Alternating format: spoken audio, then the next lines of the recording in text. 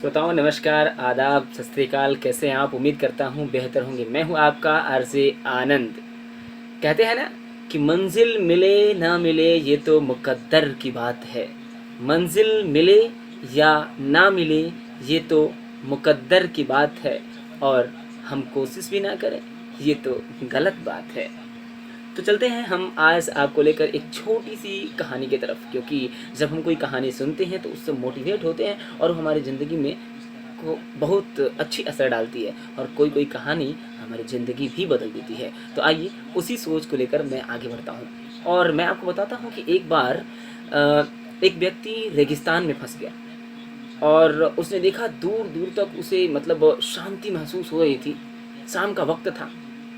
उसने सोचा, वाह कितनी सुंदर जगह है, और इस जगह में अगर पानी होता तो पौधे होते, पानी होता तो पौधे उगा दिए जाते, और पौधे उगा दिए जाते कितने सुंदर सुंदर फूल उगते और कितने सुंदर सुंदर पौधे होते। यहाँ का तो वातावरण ही एकदम स्वर्ग जैसे बन जाता, कितना बढ़िया होता। लेकिन यहाँ पे पानी ही नहीं है। ना यहाँ पे पानी है, ना यहाँ पर पेड़ है, ना यहाँ पर हरियाली है। मतलब वह सिर्फ ब्लेम कर रहा था परिस्थिति को, और उसकी सोच अच्छी थी कि अगर ये सब होता तो अच्छा होता। इस बात को शायद खुदा सुन रहा था, और उस भगवान ने कुछ सोचा, मुस्कुराया। ये आदमी आगे बढ़ा, आगे बढ़ रहा था, तब तक उसे एक कुआं दिखाई दिया। उसमें पानी था। कुएं में रस्सी लटकी हुई थी, पानी को निकाला जा सकता था। और उसके पास एक पर्ची उड़ के आई। उसमें लिखा था कि तुम सोच रहे थे कि शायद यहाँ पर कुआं होता तो सब नज़ारा बदल जाता, यहाँ पे पानी होता तो सब नज़ारा बदल जाता। अब लो, तुम्हारे पास पानी है, नज़ारे बदल दो। उसने चारों तरफ देखा कि ये चिट्ठी किसने कहाँ से गिराई है। उसको कुछ समझ नहीं आया। उसने कहा कि मैं अकेले कैसे कर सकता हूँ, ये तो मैं सोच रहा था कि ऐसा होता तो सब कुछ ठीक हो गया होता। और वो इंसान वहाँ से रेगिस्तान से बाहर जाने के लिए सोचने लगा। एक दूसरा आदमी फिर उधर से गुजर रहा था, और संजोग बस उस चिट्ठी को वो व्यक्ति वहीं पे फेंक दिया था। उसकी नज़र उस चिट्ठी पे पड़ी। उसने उसे उठाया और देखा कि इस पे लिखा है कि तुम सोच रहे थे कि इस रेगिस्तान में पानी होता तो सब कुछ बदल जाता, तो लो, पानी है, अब तुम सब कुछ बदल दो, और पेड़ पौधे हो जाएं और फुलवाड़ियाँ हो जाएं, सब कुछ हो जाए, तुम कर दो।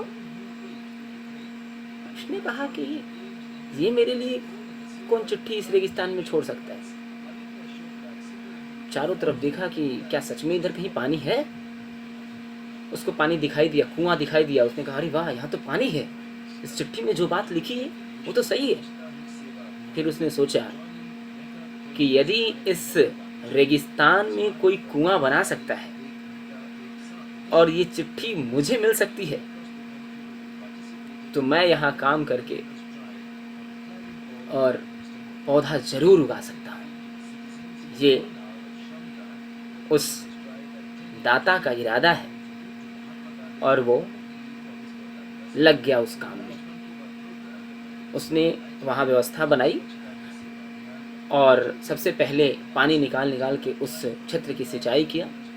तरह तरह की व्यवस्थाएं वो जितना जुटा सकता था वो जुटाने की कोशिश किया, और कुछ लोगों को कहा कि भाई मैं ऐसा काम कर रहा हूँ। कुछ लोगों ने उसे कहा कि नहीं, ये नहीं हो सकता है, ठीक नहीं है, नहीं कर पाओगे, क्यों बेकार की चीज़ें कर रहे हो।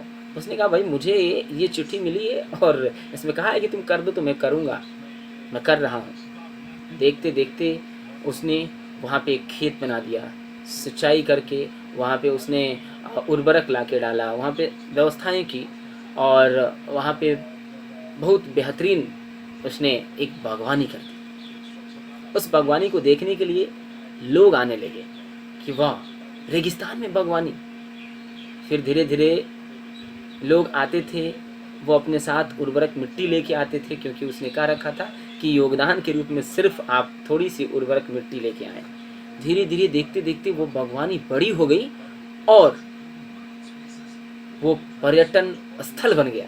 दूर दूर से लोग वहाँ पे तरह तरह के पौधे लेकर, तरह तरह की मिट्टी लेकर आने लगे और उस रेगिस्तान में बागवानी बन गई और वो पर्यटन स्थल बन गया।